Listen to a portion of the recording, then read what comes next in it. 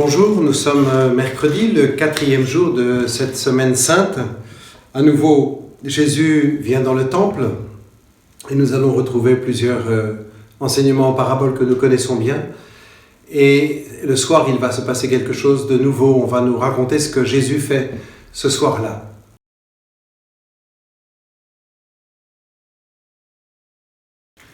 Ce mercredi matin, donc, Jésus enseigne dans le temple. Nous allons avoir deux grandes paraboles et puis cette grande fresque du jugement des nations. La première parabole que Jésus enseigne, c'est la parabole des 10 vierges. Il dit, il en va du royaume de Dieu, du royaume des cieux, comme de 10 femmes vierges qui s'en vont munies de leurs lampes à la rencontre de l'époux. C'est la célébration des noces. L'époux va venir chercher l'épouse pour sceller les noces, et l'épouse est accompagnée de ces 10 femmes. Et donc, parmi ces 10 femmes vierges, il y en a 5 qui sont sages, et leur sagesse leur a fait emporter de l'huile, en plus de la lampe pleine d'huile, elles ont en plus une fiole d'huile. Et puis, il y en a 5 qui sont folles. Elles ont pris leur lampe à huile, qui est remplie, mais elles n'ont pas pris de recharge. Elles partent pour attendre l'époux. La nuit arrive et toutes s'endorment. À minuit, un cri se fait entendre. « Voici l'époux, sortez à sa rencontre !» Elles se réveillent toutes. Et celles qui ont pris leur lampe sans prendre de recharge voient que leur flamme s'éteint.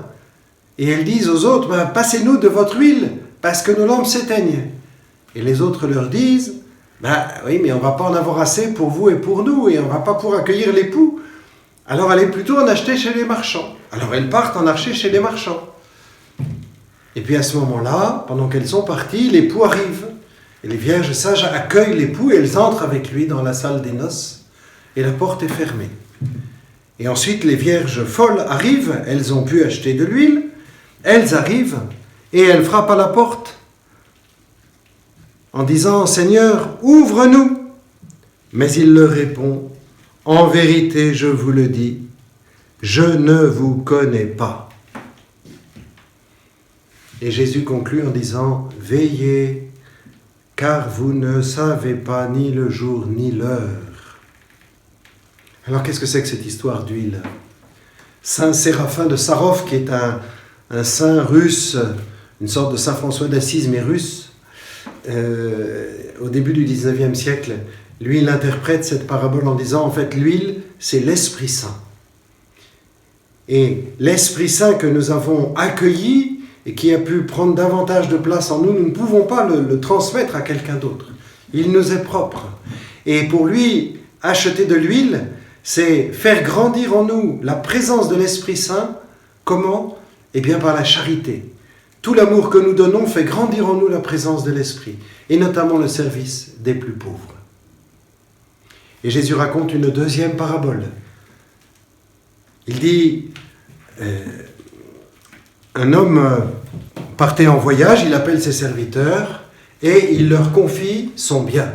À l'un, il donne 5 talents, à l'autre 2, à l'autre 1, chacun selon ses capacités. Et il s'en va. Celui qui a reçu 5 talents, le talent, alors c'est une mesure de poids. C'est, je crois, 30 et quelques kilos. Voilà. C'est une mesure de poids, et ce mot de talent, il est passé dans la langue française pour désigner des capacités, des choses que nous savons faire, mais ça vient de l'Évangile.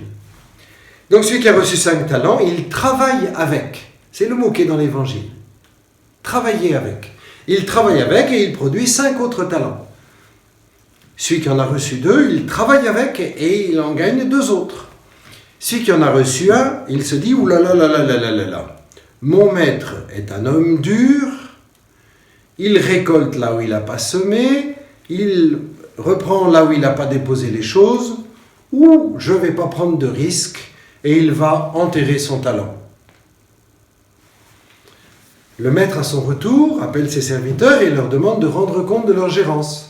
Celui qui avait reçu les 5 talents lui dit « Seigneur, tu m'as confié 5 talents, j'ai travaillé avec, j'en ai gagné 5 autres. » Le Seigneur lui dit « Serviteur bon et fidèle, Tu as été fidèle en peu de choses, je t'en confierai de grandes.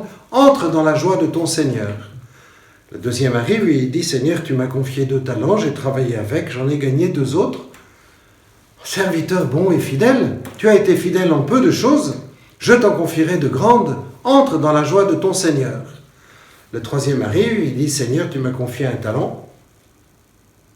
J'ai eu un peu peur parce que tu n'es pas un homme commode, hein. Tu récoltes là où tu n'as pas semé, tu ramasses là où tu n'as rien déposé. Alors je me suis dit, il ne faut pas que je le perde, ce truc.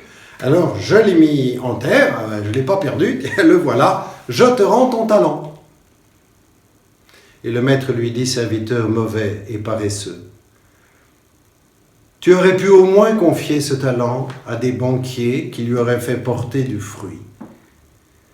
Enlevez-lui son talent et donnez-lui à celui qui en a 10. Car celui qui a aura encore, celui qui n'a pas se fera enlever même ce qu'il a. Quant à ce serviteur bon à rien, jetez-le dans la ténèbre extérieure, là où il y aura des pleurs et des grincements de dents. » Qu'est-ce qu'elle veut dire cette parabole des talents? Ces talents, ce sont donc les biens du Seigneur qui sont remis à ses serviteurs. Si ce Seigneur qui s'en va et qui va revenir, c'est le Christ qui est parti à l'ascension et dont nous attendons la venue en veillant dans la foi, les talents, ce sont donc ses biens, ce qu'il nous a confié. Qu'est-ce qu'il nous a confié? Il nous a confié sa parole, il nous a confié le don de son esprit et sa parole agissante par l'esprit dans les sacrements.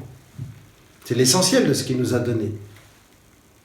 Et si nous accueillons cette parole, si nous accueillons le don de l'esprit et que nous vivons avec, eh bien nous porterons du fruit. Ce n'est pas possible autrement. On ne peut pas mettre sa foi en Jésus droitement et ne pas porter de fruits. Mais si nous laissons la parole de Dieu dormir, si nous laissons le don de l'Esprit Saint dormir et que nous ne portons aucun fruit, même cela finira par nous être enlevé. Et qu'est-ce que c'est que cette affaire de... Tu aurais pu les confier au banquier? Je me dis, est-ce que ça ne veut pas dire que, écoute, toi, tu lis pas la parole de Dieu, toi, tu n'écoutes pas la parole de Dieu, toi, tu pries pas l'Esprit Saint, mais tu peux peut-être transmettre à d'autres qui n'ont jamais entendu parler de Jésus, peut-être que eux, ils vont porter du fruit avec ça.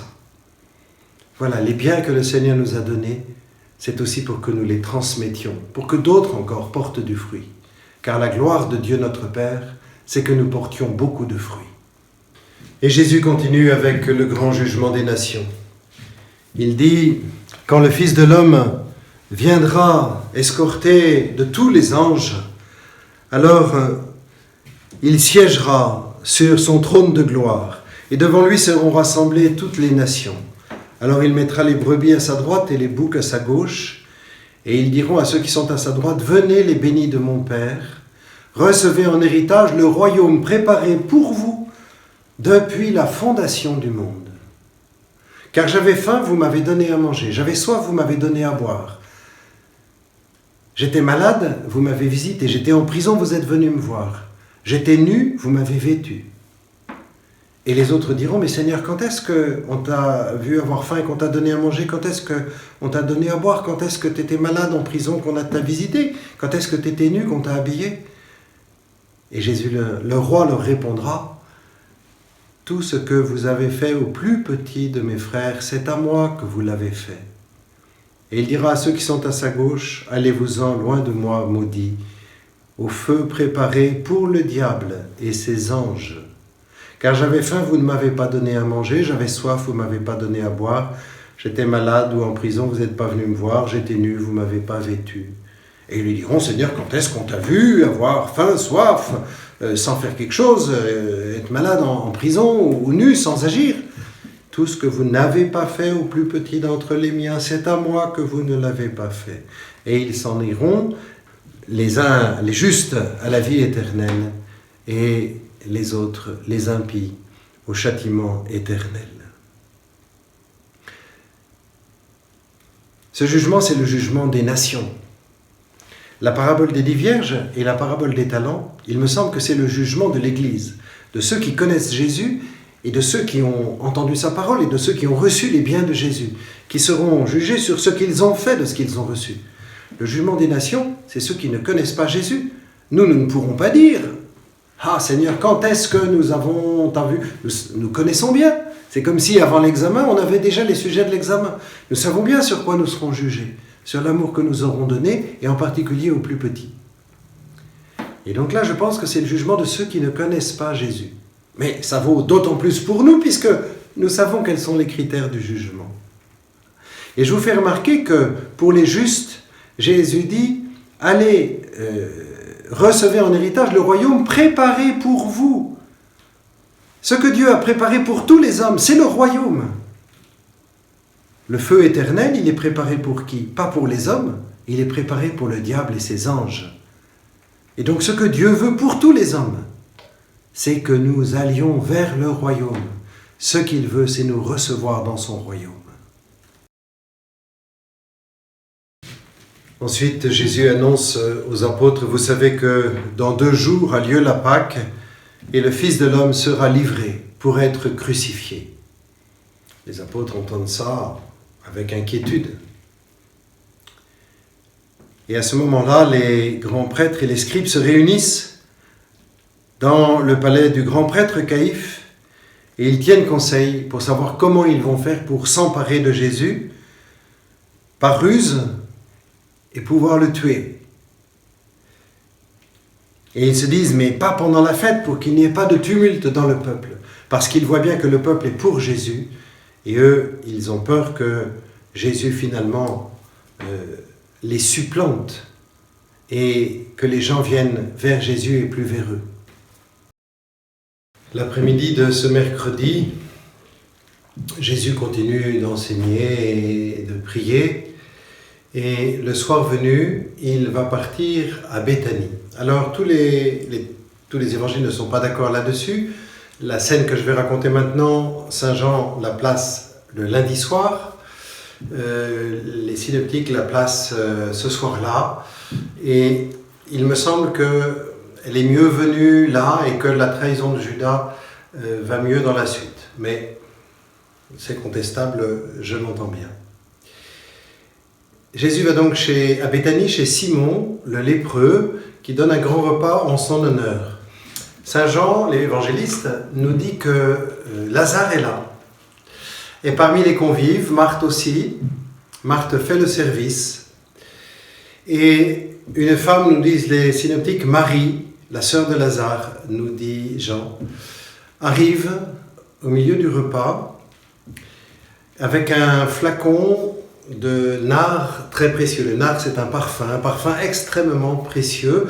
Sans doute que c'est un flacon en pierre, un flacon peut-être en albâtre, qui est bouché à la cire.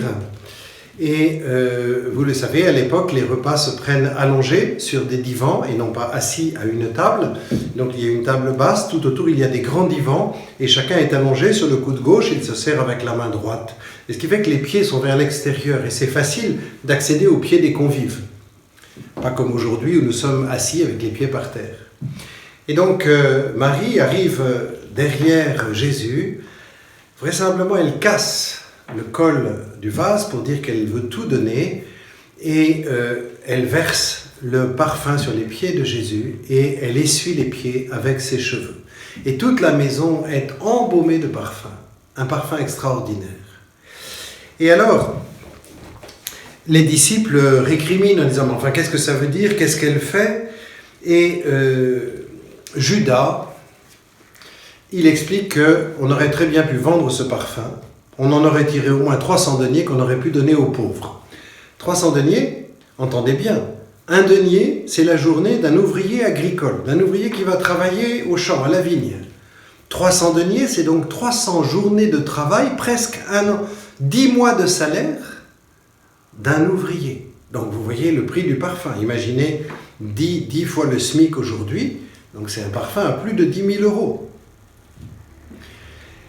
Mais l'évangéliste nous dit, oui, mais Judas, il disait pas ça parce qu'il aimait les pauvres, il disait ça parce qu'il aimait l'argent et qu'il piquait dans la caisse et qu'il dérobait ce qu'on y mettait. C'était lui le trésorier du groupe. Et alors Jésus leur dit, mais laissez là. Des pauvres, vous en aurez toujours avec vous. Moi, vous m'aurez pas toujours. D'avance, elle a parfumé mon corps pour mon ensevelissement. Et partout dans le monde où l'évangile sera proclamé, on proclamera ce qu'a fait cette femme pour moi. Et de fait, vous voyez, on en parle encore aujourd'hui. Elle vient sans doute, Marie, la sœur de Lazare, reconnaître son péché de non-foi. Elle n'a pas cru que Jésus pouvait redonner vie à son frère. Elle n'a pas cru qu'il y avait en Jésus cette puissance de résurrection. Et elle vient reconnaître son péché. Alors, Lazare est parmi les convives. Il y a beaucoup de gens qui sont venus aussi pour voir Lazare. Dire alors comment c'était, qu'est-ce qui s'est passé. L'Évangile ne nous dit rien de ce que raconte Lazare. Mais en tout cas, les grands prêtres décident qu'il va falloir aussi faire mourir Lazare parce qu'à cause de lui, il y a des gens qui viennent à Jésus. Et après ce repas, au retour de Béthanie, Judas fait un détour par Jérusalem pour convenir avec les grands prêtres pour leur livrer Jésus. Pourquoi est-ce qu'il faut quelqu'un pour livrer Jésus? Parce que Jésus est très prudent. Dans la journée, il est au milieu de la foule dans le temple. On ne peut pas l'arrêter parce que la foule est pour Jésus. Par contre, la nuit, il va se cacher dans différents endroits. Et donc on ne sait pas où est-ce qu'on va pouvoir le trouver. Et il faut que quelqu'un puisse dire « il est là ». Et c'est comme cela que Judas va trouver les grands prêtres pour leur dire « qu'est-ce que vous me donnez si je vous livre Jésus ?» Et ils conviennent de 30 deniers, le 10e du prix du parfum. Demain, nous allons voir la célébration de la Pâque, la préparation et la célébration de la Pâque, et l'entrée de Jésus dans sa passion. À demain.